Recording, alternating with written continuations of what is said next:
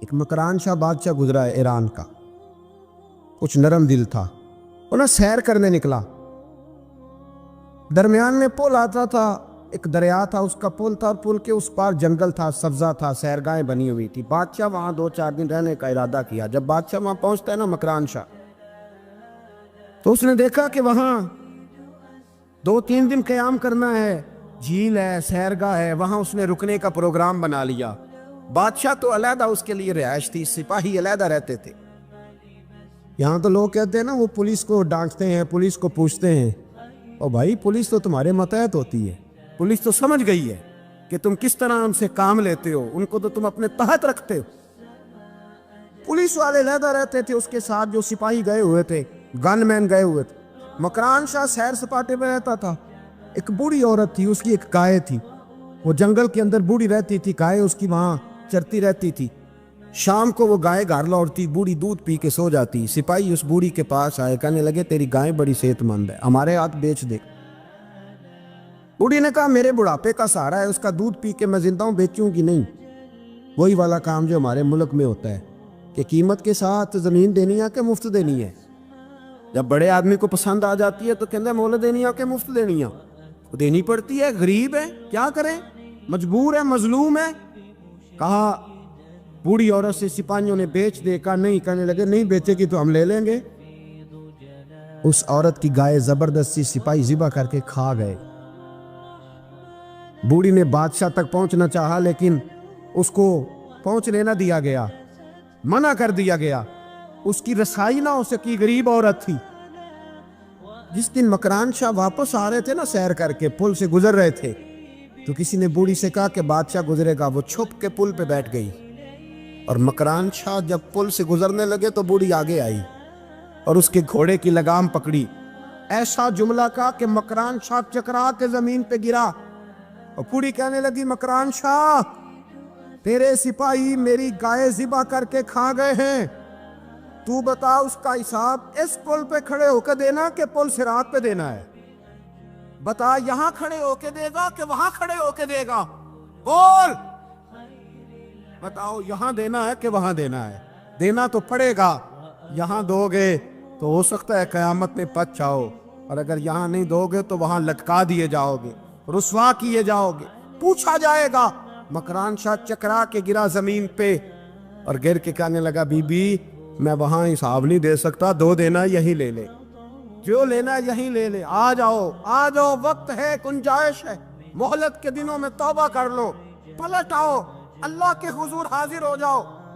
حضرت ابی بن کعب رضی اللہ تعالیٰ عنہ نے امیر المومنین سیدنا فاروق اعظم پہ مقدمہ کر دیا۔ عدالت تھی، جج تھی حضرت زید بن ثابت۔ حضرت عمر پہنچے، حضرت زید بن ثابت اٹھ کے کھڑے ہوئے، جگہ خالی، کا امیر المومنین بیٹھ جائیے۔ آپ فرمانے لگے زید یہ تم نے ناانصافی کی، ہم دونوں آئے تھے مقدمہ لے کے، یا تو دونوں کے لیے جگہ بناتے، تم نے ٹھیک نہیں کیا۔ پھر بات ذرا آگے بڑھی، حضرت ابی بن کعب نے مطالبہ کیا کہ حضرت عمر فلاں بات پہ قسم اٹھائیں، تو حضرت زید بن ثابت جاج تھے، کہنے لگے آپ امیر المومنین سے یہ مطالبہ کر رہے ہیں، آپ اس مقدمے کا فیصلہ کر لیں، اس کے بعد میں آپ کو فارغ کر دوں گا۔ آپ مجھے امیر المومنین کہہ رہے ہیں، اور امیر المومنین کہہ کہ آپ یک طرفہ ہو رہے ہیں، اور جو آدمی انصاف لینے آپ کے دروازے پہ آیا ہوا ہے، اس ملک کا مسئلہ کیا ہے؟ اس ملک کا مسئلہ غریبی نہیں، میرے وطن کا مسئلہ یہ ہے کہ امیر غریب کے لیے قانون الگ الگ ہے۔ یہاں 11 سال 12 سال ایک شخص جیل میں رہ کے آتا ہے، لیکن بعد میں پتہ چلتا ہے وہ تو بے گناہ تھا، اس کے 11 سال کون واپس کرے گا؟ اس کے 20 سال زندگی کے جو سلاخوں کے پیچھے کٹ گئے کون واپس کرے گا؟ اور امیر آدمی وہ تو قبل از گرفتاری ضمانت کرا لیتا ہے، ان کے پاس تو بڑے بڑے ایشو ہیں، بڑے بڑے وکیل ہیں، بڑے بڑے ڈاکٹروں کی ان کے پاس رپورٹیں ہیں، وہ تو سارا کچھ کر سکتے ہیں، کوئی ہے ہی نہیں ان کو روکنے والا۔ میرے عزیزو آپ سمجھے میری بات کو، حضرت عمر فاروق فرمانے لگے یہ فیصلہ کر لیں، اس لیے کہ حضرت عمر اگر صرف اپنا سوچتے تو نظریہ نہیں بچتا تھا۔ جناب عمر رضی اللہ تعالیٰ عنہ نے نا صرف اپنا نہیں سوچا، انہوں نے کہا کہ سچ کو فروغ دیا جائے، ذات سے نکلا جائے۔ آپ فرمانے لگے تو نہ عمر کو کسی اونچی اڑان میں مبتلا نہ کر، عمر کو پتہ ہے عمر کیا ہے، اسے وہ دور یاد ہے جب وہ اونٹ چرایا کرتا، لہٰذا میرے لیے وہی فیصلہ کر جو فیصلہ کرنے کا طریقہ قرآن و سنت نے ہمیں عطا فرمایا ہے۔ آپ نکلیں ذرا ذات پات کے چنگل سے، یہ جو بت پال لیے نا، اقبال کہتے ہیں گرچہ بت ہے جماعت کی آستینوں میں، جماعتوں کے بت تو نہ بناؤ، تنظیموں کو بت تو نہ بناؤ، آپ برادری کو بت تو نہ بناؤ، آپ رنگ نسل کو بت تو نہ بناؤ، اگرچہ بت ہیں جماعت کی آستینوں میں، پر مجھے ہے حکم اعزاں لا الہ الا، یہ ٹوٹ جائیں گے لا الہ الا اللہ کی ضرب سے۔ وسیع الظرف، وسیع المزاج بنے، وسیع المشرب بنے۔ آپ کبھی بھی سوچوں کو اتنا محدود نہ کریں کہ آپ کسی ایک ابہام کا شکار ہو کے ہی ساری زندگی گزار دیں۔ کیا مسئلہ تھا عرب کے لوگوں کو؟ مسئلہ کیا تھا؟ صرف اتنا، ایک عجیب روایت ہمیں ملتی ہے سیرت کی کتابوں میں، میرے نبی پاک صلی اللہ تعالی علیہ وسلم نا رات کے وقت پہاڑ کی چوٹی پہ بیٹھ کے قرآن پاک کی تلاوت کرتے تھے۔ حضور نا رات کے وقت قرآن پاک کی تلاوت کر رہے تھے، نبی کریم تلاوت کر رہے تھے، اور جب یاسین والے نبی خود یاسین پڑھے، والضحیٰ والے محبوب جب خود والضحیٰ کی تلاوت کریں، مدثر والے محبوب جب خود مدثر پڑھے، تو انداز ہی نرالو، حضور قرآن پاک کی تلاوت کر رہے تھے تو اس تلاوت کی نا آواز گونجی، کہاں تک پہنچی؟ ابو جہل بھی کسی جھاڑی میں چھپ کے حضور کا قرآن سننے لگا، سریلی اتنی تھی، اس میں لطف ہی اتنا تھا، ابو سفیان بھی آ گئے کسی جھاڑی میں چھپ کے قرآن سننے لگے، اخنس بن شریک بھی آ گیا، تھوڑا نہیں سنا، ساری رات ہی حضور کی تلاوت سنتے رہے، ساری رات تلاوت، اور کہاں چین لینے دے حضور کی میٹھی آواز، کہاں چین لینے دے حضور کی میٹھی آواز۔ تینوں پھر اٹھ گئے، کئی دن آتے رہے، ایک دن طے ہوا کہ آج کے بعد بالکل نہیں آنا، جو آئے گا سزا ملے گی، ہو گئی بات طے۔ اخنس بن شریک کہتے ہیں میں سویرے ابو جہل کے گھر گیا، میں نے کہا سن، ایک دن نہیں کئی راتیں تو نے بھی سنا میں نے بھی سنا، دل پہ ہاتھ رکھ کے بتا وہ جو پڑھتے ہیں وہ حق سچ ہے کہ نہیں، کری بات کر، سنا تو نے بھی سنا میں نے بھی، ساری رات سنا، بتا بات سچی ہے کہ نہیں؟ تو ابو جہل کہنے لگا ایک ایک حرف سچ ہے، ایک ایک بات سچی ہے، تو مانتا کیوں نہیں؟ پھر تو مانتا کیوں نہیں؟ تو جو ابو جہل نے جواب دیا، خدا را اس پہ غور کرنا، میری منت سمجھ کر اس بات پہ غور کرنا، او پھر تو مانتا کیوں نہیں؟ تو ابو جہل کہنے لگا ہمارے قبیلے کا اور بنو ہاشم کا، حضور سید عالم کے قبیلے کا شروع سے مقابلہ رہا ہے، انہوں نے اگر لوگوں کو کھانے کھلائے تو ہم نے بھی کھلائے، انہوں نے غریبوں کا بوجھ اٹھایا تو ہم نے بھی اٹھایا، انہوں نے اگر گھوڑا دوڑایا تو ہم نے بھی دوڑایا، پھر انہوں نے دعویٰ کر دیا کہ ہمارے اندر ایک نبی آ گیا ہے، اب ہم کیسے مان لیں اس قبیلے میں نبی آ گیا؟ پہلے کیا کہہ رہا ہے؟ بات بالکل حق ہے، اب کیا کہہ رہا ہے؟ اس کے کہنے کا مطلب یہ ہے کہ اگر میرے قبیلے میں نبی آتا تو میں مان جاتا۔ او خدا کے بندو، یہ برادری کا بت، قبیلے کو جو بت بنا لیا معاذ اللہ، وہ تعصب بن کے آل بن گیا، گروہ پرست ہو گئے۔ وہ کہنے لگا اس کا مطلب یہ تھا کہ میرے قبیلے میں ہوتے تو میں مان جاتا، قبیلہ دوسرا ہے۔ خدا را، ان بتوں کو توڑنے کی ضرورت ہے۔ کاش ابو جہل یہ سمجھتا کہ یہ تو رب کی تقسیم ہے نا، واللہ یختص برحمتہ من یشاء، وہ کہتا ہے میں جس کو چاہتا ہوں اپنے فضل سے اپنا خاص بنا لیا کرتا۔ لیکن یہ گروہی تعصبات، قرآن مجید آپ دیکھیں نا تو یہودیوں کے بارے میں اللہ فرماتے ہیں، کیونکہ تورات میں بھی حضور کی شانیں، زبور میں بھی حضور کی شانیں، انجیل میں بھی حضور کی شانیں، ہر جگہ اللہ نے اپنے حبیب کے تذکرے کیے۔ رب کریم فرماتا ہے محبوب یہ جو یہودی ہیں نا، یعرفونہ کما یعرفون ابناءہم، قرآن مجید کے الفاظ پہ غور کیجئے، کہا محبوب یہ آپ کو اس طرح جانتے ہیں، اس طرح پہچانتے ہیں جس طرح کوئی اپنے بیٹے کو پہچانتا ہے۔ جڑواں بچے ہوں نا، جڑواں شکلیں بھی ایک جیسی ہوں تو اور کوئی پہچانے نہ پہچانے، باپ اور ماں پہچانتے ہیں کہ یہ فلانا ہے، اور یہ ان کو پتہ چلتا ہے۔ کہا محبوب جس طرح یہ اپنے بچوں کو پہچانتے ہیں نا، اس طرح آپ کو جانتے ہیں۔ لیکن وہ کہتے پتہ کیا تھے؟ وہ کہتے تھے کہ ہم وہ والی وحی مانیں گے جو ہم پہ آئی ہے، جو بنی اسرائیل کے نبی آئے ان کو مانیں گے. یہ چونکہ حضرت اسماعیل علیہ السلام کی اولاد میں سے ہے رسول رحمت صلی اللہ علیہ وسلم، لہٰذا نہیں مانیں. وہ جو گروہی تعصب تھا نا، قبیلے کا تعصب گروہی، وہ لے ڈوبا. وہ تورات پڑھ کے بھی، انجیل پڑھ کے بھی، بلکہ وہ لوگوں کو کہا کرتے تھے رسول آنے والے ہیں، رسول آنے والے ہیں، رسول آنے والے ہیں. لیکن حضور آ گئے حضرت ابراہیم کی اولاد میں سے، حضرت اسماعیل کی اولاد میں سے. انہوں نے کہا جی وہ تو ہمارے قبیلے میں ہوتے تو ہم مانتے.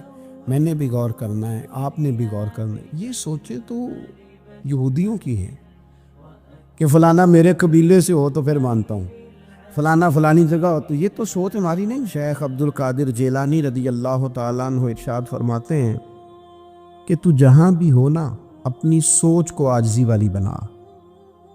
آپ فرماتے ہیں اگر تیری عمر زیادہ ہے اور تیرے سامنے ایک شخص کھڑا ہے جس کی عمر تھوڑی ہے، تو اپنے ذہن میں یہ بات بٹھا کہ اس کی عمر تھوڑی ہے تو غلطیاں بھی تو تھوڑی ہیں نا. اور اگر تیرے سامنے کوئی شخص کھڑا ہے، تیری عمر تھوڑی ہے، اس کی زیادہ ہے، تو پھر یہ ذہن بنا لے کہ اگر اس کی عمر زیادہ ہے تو اس کی نمازیں بھی تو زیادہ ہیں نا، تلاوتیں بھی تو زیادہ ہیں نا، خیرات بھی تو زیادہ ہے نا، عمر جو زیادہ ہے. اور اگر تو ان پڑھ ہے اور تیرے سامنے عالم کھڑا ہے تو اس ترتیب سے عاجزی پیدا کر لے کہ وہ چونکہ عالم ہے تو میں تو بہت سارے کام اپنی جہالت کی وجہ سے غلط کر لیتا ہوں، لیکن وہ عالم ہے تو اپنے علم کی بنیاد پر یقیناً وہ مجھ سے زیادہ خیر کٹھی کر رہا ہے. اور اگر تو عالم ہے اور تیرے سامنے جاہل کھڑا ہے تو پھر بھی تو اپنی طبیعت میں عاجزی لا اور تو یہ ذہن بنا کہ وہ اگر کوئی غلطی کرے گا بھی تو اپنی جہالت کی وجہ سے کرے گا. تو مجھے تو پتہ ہے سارا، ایسا نہ ہو کہ میرا گناہ ڈبل لکھ دیا جائے. اب جہاں ہیں جس ترتیب سے ہیں اس ترتیب سے ہی اپنی طبیعت کے اندر عاجزی لائیں. نبی پاک صلی اللہ تعالیٰ علیہ وسلم نے فرمایا، حضرت عبداللہ ابن مسعود رضی اللہ تعالیٰ عنہ حدیث کے راوی ہیں، حضور نے فرمایا جس کے دل میں رائی کے دانے کے برابر بھی تکبر ہوا وہ شخص جنت میں نہیں جائے گا. تو عرض کی یا رسول اللہ صلی اللہ علیہ وسلم، ایک آدمی اچھا لباس پہنتا ہے، اچھا بن کے رہنا چاہتا ہے، صاف ستھرا بن کے رہنا چاہتا ہے، کیا یہ بھی تکبر ہے؟ سرکار نے فرمایا نہیں، اللہ تو خوبصورت ہے، خوبصورتی کو تو پسند فرماتا ہے. تو یا رسول اللہ صلی اللہ علیہ وسلم پھر تقسیم کس طرح کریں، تکبر کے مفہوم کو کیسے سمجھیں؟ تو دو باتیں نبی پاک علیہ السلام نے ارشاد فرمائی. سارے عنوان کو ان دو باتوں میں سمجھا جا سکتا ہے. محبوب فرمانے لگے تکبر تو یہ ہے کہ بندہ حق قبول نہ کرے اور دوسرے بندوں کو اپنوں سے حقیر سمجھے. اگر تیرا کوئی بھی کمال قبول حق میں رکاوٹ بن گیا تب تو متکبر ہے، اور اگر کسی بھی مقام پر جا کر تو کسی کو حقیر سمجھنے لگ گیا پھر تو متکبر ہے. ورنہ اچھا لباس پہننے سے بندہ متکبر نہیں ہوتا، اچھی گاڑی میں بیٹھنے سے بندہ متکبر نہیں ہوتا، اچھے گھر میں رہنے سے بندہ متکبر. بلکہ حضرت باجید بستامی رحمۃ اللہ علیہ تو یہاں تک فرماتے ہیں کہ میں نے بہت بڑے بڑے مکانوں میں درویش بستے دیکھے اور میں نے بڑے بڑے جبوں کے اندر تکبر کو ملاحظہ کیا، غرور دیکھا میں نے وہاں. عزیز دوستو، اپنے ذہنی سطح اس طرح کی بنائی جائے کہ مزاجوں میں ٹھہراؤ رہے، طبیعتوں میں. ہمیں نا دو تین چیزیں بڑا پریشان کرتی ہیں. بعض لوگ ایسے ہیں جو کسی بڑی برادری میں جس کو وہ بڑا سمجھتے ہیں، باقی تو اللہ کو پتہ ہے نا بڑا کون ہے. کسی بڑے قبیلے میں جس کو دنیا میں بڑا گردانا جاتا ہے، اس میں اگر وہ پیدا. امام اعظم ابو حنیفہ رحمۃ اللہ علیہ گزر رہے تھے تو بارش ہو گئی تھی اور کوفہ میں کیچڑ تھا، تو آپ نے جو جوتے پہنے ہوئے تھے ان جوتوں سے چلتے ہوئے نا آپ کے پاؤں سے کچھ مٹی اڑی، تو سامنے ایک یہودی تھا. اب اس زمانے میں دیواریں کچی ہوتی تھی، اس کے دیوار پر جا کے وہ مٹی جو تھی وہ لگ گئی. اب امام صاحب بڑے پریشان ہوئے کہ میں نے اس کی دیوار کو آلودہ کر دیا. یہاں تو لوگ اپنی اینٹیں رکھتے رکھتے کئیوں کی دیواریں توڑ ہی دیتے ہیں، اور پھر وہ اس پر ماننے کو بھی تیار نہیں ہوتے، تسلیم کرنے کو بھی تیار نہیں ہوتے. وہ کہتے ہیں پھر کیا ہو گیا، اب ہمارا یہاں گھر ہے تو ہم نے ٹرالی منگوانی نہیں تھی، ہمارا حق بنتا تھا. امام صاحب کے پیروں سے ذرا کیچڑ اڑا، یہودی کی دیوار پہ لگا، اس کی کچی دیوار تھی. امام صاحب پریشان ہو گئے، سوچنے لگے کہ اگر میں دیوار سے یہ کیچڑ اتارتا نہیں تو یہ بھی زیادتی ہے، میں نے اس کی دیوار کو گدلا کر دیا، اور اگر میں اتارتا ہوں تو کچھ مٹی اس کی دیوار کی بھی اتر جائے گی، کچی دیوار ہے، یہ بھی زیادتی ہے. مومن گناہ کو پہاڑ کی طرح سمجھتا ہے کہ کہیں گر نہ جائے، اس کی بھی کہیں سزا نہ مل جائے. امام صاحب نے اس کے دروازے پہ دستک دی، وہ باہر آیا تو اتفاق سے وہ آپ کا مقروض بھی تھا، اس نے پیسے دینے تھے. باہر نکلتے ہی کہنے لگا اوہ آپ تو قرض لینے آ گئے، میرے پاس تو ابھی گنجائش نہیں ادا کرنے کی. تو امام صاحب کہنے لگے تو قرض چھوڑ، وہ میں نے معاف کیا، میرے سے ایک غلطی ہو گئی ہے. میں آ رہا تھا، لکڑی کے جوتے اس زمانے میں کھڑاؤں لوگوں نے پہنے ہوتے تھے، کہا وہ میرے پیروں سے ذرا کیچڑ اڑا ہے، تیری دیوار پہ لگ گیا ہے. اب میں بڑی دیر سے کھڑا سوچ رہا ہوں کہ اگر میں تیری دیوار صاف نہ کروں تو میں نے یہ میلی کر دی، گدلی کر دی، یہ بھی بات درست نہیں ہے، زیادتی. اور اگر میں اسے صاف کرتا ہوں کچی دیوار سے کچھ مٹی اتر جائے گی تو یہ بھی زیادتی ہے. اب تو بتا میں کیا کروں؟ تو بے موسمہ پھل تھا نا یہ، تو بے موسمہ پھل دیکھ کے بندہ حیران ہو جاتا ہے. جو باتیں روٹین میں نہ ہو رہی ہوں وہ ذرا انوکھی لگتی ہے، بندہ حیران ہو گیا. غور سے امام صاحب کا چہرہ دیکھنے لگا، غور سے چہرہ دیکھنے لگا. پھر تھوڑی دیر سوچنے کے بعد کہنے لگا حضور پہلے میں نے دین اسلام کے بارے میں پڑھا اور سنا تھا، آج میں نے دین دیکھا ہے. پہلے میں نے سنا تھا کہ دین اسلام اس طرح کا ہے، آج میں نے دین. ہم نہ پوری دنیا کے کافروں کو دین سنانا چاہتے ہیں، دکھانا نہیں چاہتے. ہم نیک نظر آنا چاہتے ہیں، نیک بننا نہیں چاہتے. ہم نیک نظر آنا چاہتے، نتیجہ کیا نکلتا ہے کہ کچھ عرصے کے بعد پتہ چل جاتا ہے بندہ کس لیول کا نیک ہے، کیا معیار ہے اس کی نیکیوں کا. کہنے لگا حضور پہلے میں نے دین سنا تھا، آج دیکھا ہے. آپ وہ مٹی کی دیوار پر جو کیچڑ لگ گیا ہے، دیوار کو بعد میں صاف کیجئے گا، پہلے کلمہ پڑھائیں تاکہ میرے اندر کا کفر صاف ہو جائے، مجھے مسلمان کر دے. جب بندہ بہت زیادہ غافل ہو جاتا ہے پھر اعلانیہ گناہ کرنے لگتا ہے. ایک گناہ، پھر اس کا اظہار گناہ.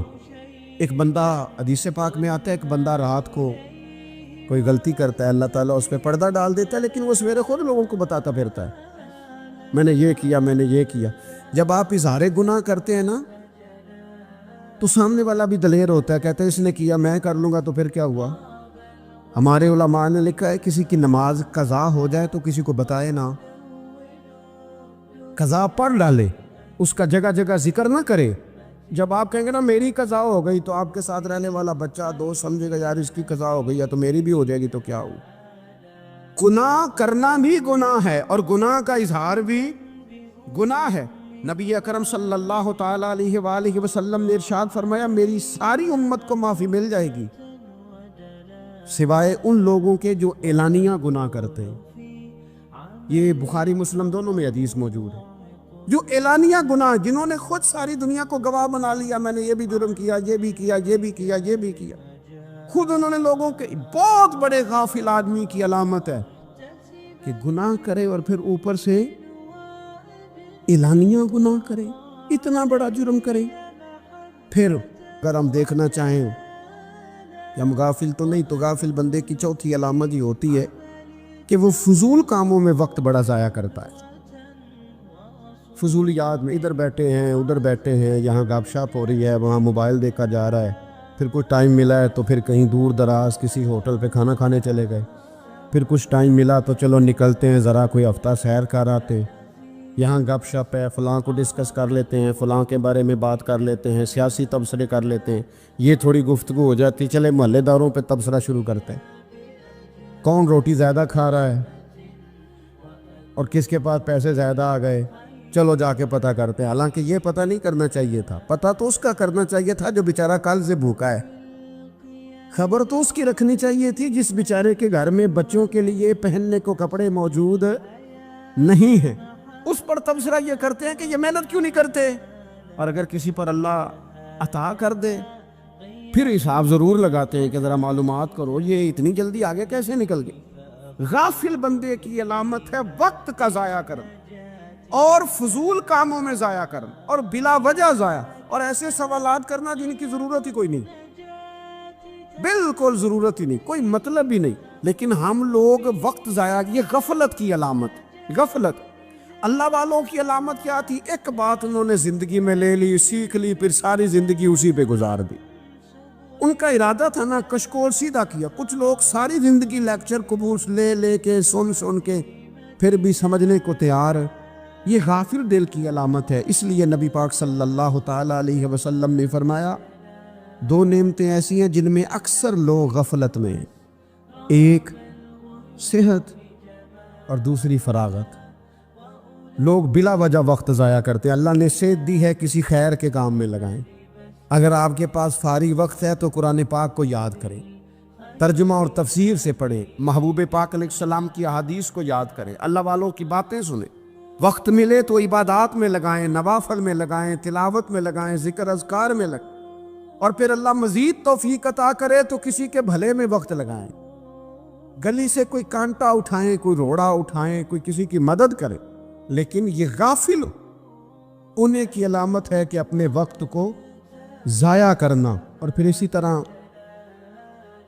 غفلت کی پانچویں علامت یہ ہے کہ اگر بندے کو دنیا سے پورا پیار ہو جائے، یعنی شب قدر میں بھی آ کے کہتا ہے یا اللہ کبھی پیسے دے دے، میں شب برات والے دن بھی کہتا ہے کہ مالک اگر کبھی کوئی ایسا سبب لگ جائے نا، یعنی بیت اللہ شریف کے سامنے کھڑے ہو کے بھی اگر اس نے مال ہی مانگنا ہے، وہاں بھی اس نے یہی سوال کرنا ہے، حب پہ دنیا اتنی غالب آ جائے، تو یہ غافل ہونے کی علامت۔ دنیا ضرورت ہے، مقصد نہیں ہے، دنیا کی حاجت ہے، مقصد نہیں ہے، یہ مقصود نہیں۔ اور جب لوگ فقط دنیا کے مال کو، دولت کو، نبی پاک علیہ السلام نے فرمایا وہ لعنتی ہے جو درہم اور دینار کا بندہ بن گیا ہے، پیسوں کا بندہ بن گیا ہے، مل جائے تو خوش ہوتا ہے، نہ ملے تو تکلیف میں آ جاتا ہے۔ یہ غافل بندے کی علامت۔ مومن تو وہ ہوتا ہے کہ دولت رزق حلال ضرور کماتا ہے تاکہ کسی کے آگے ہاتھ نہ پھیلانا پڑے، کوشش ضرور کرتا ہے، پر دنیا کو جیب میں جگہ دیتا ہے، دل میں نہیں دیتا۔ اس کی جگہ جہاں ہے اسے وہاں رکھتا ہے، اسے دل میں جگہ، دل تو ایک ہے، اس میں رب رسول کو بسائیں گے یا کسی اور کو بسائیں گے؟ تو حب دنیا یہ غافل ہونے کی بہت بڑی علامت ہے۔ پھر اسی طرح جو بندہ رب کریم کو جانتا نہیں نا، وہ بھی غافل ہو جاتا ہے۔ ایک تو جو یہ نہیں نہ جانتا کہ رب کریم سزا دے گا، مجھے دیکھ رہا ہے، اسے نہ اونگ آتی ہے نہ نیند آتی ہے، جو اس کی معرفت نہیں رکھتا کہ میرا رب ہر وقت مجھے دیکھ رہا ہے، وہ بھی غافل ہو جاتا ہے۔ جسے پتہ ہونا کہ مجھے دیکھ رہا ہے وہ غافل نہیں ہوتا۔ اور جو یہ سمجھ لیتا ہے نا کہ شاید معاذ اللہ ثم، اس یقین کو پکا نہیں کرتا، وہ غافل ہو جاتا ہے۔ اور ایک جو یہ نہیں نہ جانتا کہ رب مہربان کتنا ہے، وہ بھی غافل ہو جاتا ہے۔ مجھے بتائیے سب سے زیادہ تو بندہ اس کے دروازے پہ جاتا ہے نا جو سب سے زیادہ مہربانی کرنے والا ہو، اس دروازے سے بندہ اٹھتا ہی نہیں۔ تو جس کو یہ یقین ہو جائے نا سب سے زیادہ کرم فرمانے والی ذات اللہ رسول کی ہے، وہ کبھی رب رسول سے غافل نہیں ہوتا، وہ کبھی اللہ رسول کا دروازہ چھوڑ کے نہیں جاتا، وہ کبھی کسی اور جگہ جا کے پناہ تلاش نہیں کرتا۔ جسے پتہ چل جائے نا وہ کریم کتنا ہے، مہربان کتنا۔ ملا رومی رحمت اللہ علیہ فرماتے ہیں بہت بڑا مجرم تھا ایک بندہ، بہت بڑا گناہگار تھا، بت کو پوجتا تھا، تھک گیا، ساری رات بت کے سامنے کھڑا تھا، معاذ اللہ یا صنم یا صنم یا صنم کہتے، تھک گیا، نیند آ گئی، اونگ آ گئی۔ جب پوری طرح نیند آ گئی اور دماغ پہ نیند قبضہ کرنے لگی تو اس کے منہ سے نکل گیا، صنم صنم کہہ رہا تھا نا، نکل گیا یا صمد، او بے نیاز مالک۔ رب کریم نے فرشتوں سے فرمایا دوڑ کے جاؤ، جو کہتا ہے اسے دے دو۔ فرشتے کہنے لگے مالک تو بت کو پکار رہا تھا، اس نے تو غلطی سے نام لیا ہے، فرمایا مجھے نہیں پتا، لیکن دیکھو نا اس نے مجھے پکارا تو ہے نا، کتنی دیر سے جھوٹے کو پکار رہا تھا، اس کا معاملہ حل نہیں ہوا، اب اگر سچے کو پکارنے پہ بھی حل نہ ہوا تو فرق کیا رہ جائے گا؟ دے دو جو مانگتا ہے، دے دو۔ میرے دوست گھر پتہ چل جائے وہ کریم کتنا ہے، وہ مہربان کتنا ہے۔ میرے رسول پاک علیہ الصلوۃ والسلام نے تو فرمایا تیری آنکھ سے اگر اس کے خوف سے اتنا آنسو بھی نکل گیا جتنا مچھر کا پر ہوتا ہے، تو جس طرح بھینس کے تھنوں سے نکلا ہوا دودھ واپس تھنوں میں نہیں نہ جاتا، جو اتنا بھی روئے نہ روئے اللہ کے خوف سے، وہ بندہ دوزخ میں نہیں جائے گا۔ تھوڑی دیر کے لیے ڈر جائے اپنے رب سے، آئے تو صحیح۔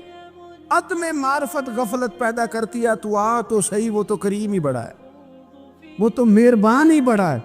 حضرت زنیرہ رضی اللہ تعالی عنہ حضور کی صحابیاں ہیں۔ ایام جو مکے کے تھے مسلمانوں پر بڑی آزمائش کے تھے، انہیں بڑا مارا کفار نے، اتنا مارا کہ ان کی بینائی چلی گئی، نظر آنا بند ہو گیا۔ کافروں کی عورتوں نے تانا دیا کہ تو نے ہمارے بت چھوڑے ہیں نا، تو دیکھنا تیری بینائی چلی گئی۔ تو جناب زنیرہ اللہ پہ بھروسہ، توکل، معرفت الہی کا جذبہ، اٹھ کے کھڑی ہو کہنے لگی چپ کرو، تمہارے جھوٹے بت کیا کر سکتے ہیں، میرا رب چاہے تو صبح جب میں اٹھوں تو میری آنکھیں روشن ہو، اگر کریم کرم کر دے۔ لوگ کہتے واقعی ایسا ہوا، جب وہ سویرے اٹھی تو اللہ نے ان کی روشنی واپس کر دی۔ تجھے پتہ چل جانا وہ مہربان کتنا ہے۔ وہ ایک بزرگ تھے تو ان سے کسی نے کہہ دیا کہ اگر آپ کا حساب آپ کے ماں باپ کے ذمہ ہو جائے تو پھر کیسا، پوچھنے کے لیے قیامت میں اگر ماں باپ حساب لیں تو پھر کیسا۔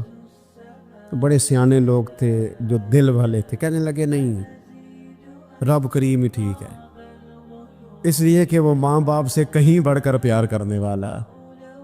اگر یہ معرفت مل جائے وہ کریم کتنا ہے، اور جب بندہ پوری طرح اس کی بارگاہ میں آ کے تڑپ جاتا ہے نا، مولا میں جاؤں کدھر، تیرا دروازہ چھوڑ کے جاؤں کدھر۔ اقبال کہتے ہیں وہ ایک سجدہ جسے تو گراں سمجھتا ہے، 1000 سجدوں سے دیتا ہے آدمی کو نجات۔ تجھے جگہ جگہ جھکنا نہیں پڑے گا اگر تو صحیح معنوں میں اپنے رب کی بارگاہ میں جھک جائے۔ تو میرے عزیز کوشش کریں کہ اس کی معرفت، اس کا کرم، اس کی عطا اور اللہ تبارک و تعالیٰ کے حاضر و ناظر ہونے پر عین الیقین، حق الیقین حاصل کریں۔ اور پھر کہ غافل لوگوں کی صحبت بھی بندے کو غافل کر دیتی، غافلوں کی صحبت میں نہ بیٹھے، ان کی صحبت میں بیٹھے ان کے پاس بیٹھنے سے دل میں رب رسول کی محبت پیدا ہوتی۔ غافلوں سے بچیں، چنگیاں دے لڑ لگی ساں تے چولی چ پھل پئے، تو جدوں میں پیڑیاں دے سنگ رل گئی تے میرے اگلے بھی ڈول گئے۔ برے آدمی کی صحبت بندے کو غافل کر دیتے، غافلوں کی صحبت میں کبھی نہ بیٹھے، کبھی نہیں۔ غافل آدمی آپ کو غافل کر دے گا۔ میرے نبی پاک علیہ الصلوۃ والسلام نے فرمایا انسان اپنے دوست کے مذہب پر ہوتا ہے۔ یہ بہت بڑے لفظ ہیں۔ فرمایا المرء علی دین خلیلہ، انسان اپنے دوست کے مذہب پر ہوتا ہے۔ تو دیکھ تو نے دوست کس کو بنایا، جو تیرے دوست کا مذہب ہوگا وہی تیرا ہو جائے گا۔ ہم نے دوست بنایا نا غوث پاک جیلانی کو،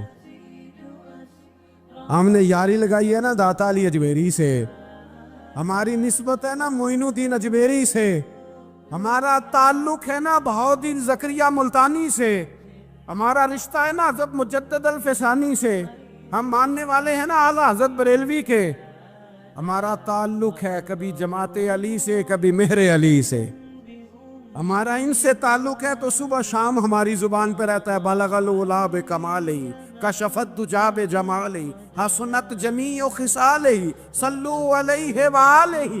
ان سے تعلق جڑا ہے نا تو کئی دفعہ تنہائیاں تڑپا دیتی ہیں اور تڑپ کے کہتے اج سکھ متران دی ودیری ہے، اج سکھ متران دی، سکھ کہتے ہیں اڈیق کو، متر کہتے ہیں محبوب کو، اج سکھ متران دی ودھیری ہے، کیوں دلڑی اداس گھنیری ہے، لو لو وچ شوق چنگیری ہے، اج نینا لائیاں کیوں جھڑیاں، سبحان اللہ سبحان اللہ سبحان اللہ۔ پہلے کہتے ہیں سکھ متران دی ودھیری ہے یعنی اداس ہو، پھر حضور کے جلووں پہ نظر کرتے ہیں، کہتے ہیں سبحان اللہ سبحان اللہ، ما اجملک، ما احسنک، ما اکملک، اور پھر فوراً کہنے لگے او کتھے میرے علی،